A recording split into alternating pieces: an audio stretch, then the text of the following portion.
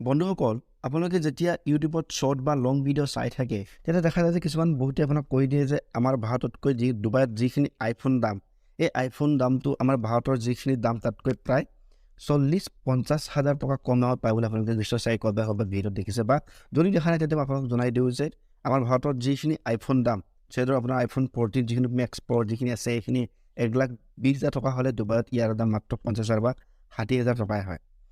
এতিয়া কথা হ'ল এইদৰে যে আমাৰ ভাৰতত যিখিনি আইফোনৰ দাম আছে, এই আইফোনৰ দামটো তাত যে গৈ ডুবাইত গৈ যে 50-60 হাজাৰ টকা কম হৈ যায়, এই কম হৈ থকা এই আইফোনসমূহ তাৰ পৰা কিনি আনি আমাৰ ভাৰততনো কিয় মানুহবোৰে বিক্ৰী নকৰে, বা তাৰ পৰা 50-60 হাজাৰ টকা কিনি আনি আমাৰ ভাৰতত কিয় 70-80 হাজাৰ টকাত কিয় বিক্ৰী নকৰে, এয়া চাগে আপোনালোকে নিশ্চয় জানিব মন যায়। গতিকে আজিৰ ভিডিঅ'টোত মই আপোনালোকক জনাই দিম যে এইদৰে যে আমাৰ ভাৰতৰ যিখিনি আইফোনৰ দাম বেছি বা ডুবাইত যিখিনি আইফোনৰ দাম কম, আৰু এই কম দামী আইফোনবোৰ ডুবাইৰ পৰা আনি আমাৰ ভাৰতত কিয় বিক্ৰী নকৰে, সেয়া সকলোবোৰ জনাম। গতিকে আপুনি ভিডিঅ'টো শেষলৈকে চাই থাকিব। চাওক, কথাটো এনেকুৱা ধৰণৰ যে ডুবাইত আইফোনৰ দাম কম কথাটো হয়, কিন্তু ডুবাইত আইফোনৰ দাম কম হ'লেও কথাটো এইটোৱে যে তাৰ পৰা যদি আমি কিনি আনো এটা আইফোন, যদি আমি 50,000 টকাত কিনি আনো, আৰু 50,000 টকাত কিনি আনি পিনে যদি আমি ভাৰতত ভাবোঁ যে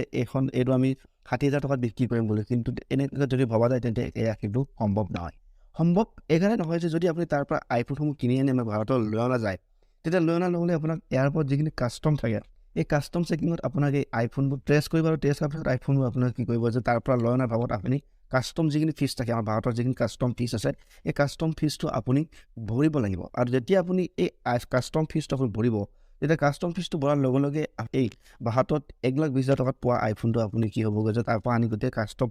ফিজ পৰ্যন্ত পোৱা পৰ্যন্ত আপোনাৰ সম্পূৰ্ণ পৰিবগৈ যে আপোনাৰ 1.5 লাখ টকা পৰ্যন্ত পৰিব, যাৰ ফলত আপুনি ইয়াত লাভত বিক্ৰী কৰিম বুলি অনা এই আইফোনটো আপোনাৰ লোকচান হ'বগৈ। গতিকে এইকাৰণে আপুনি ডুবাইত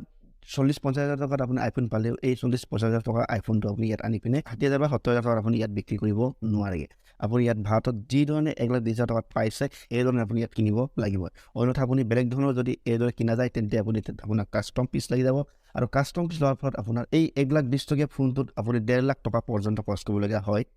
যাব।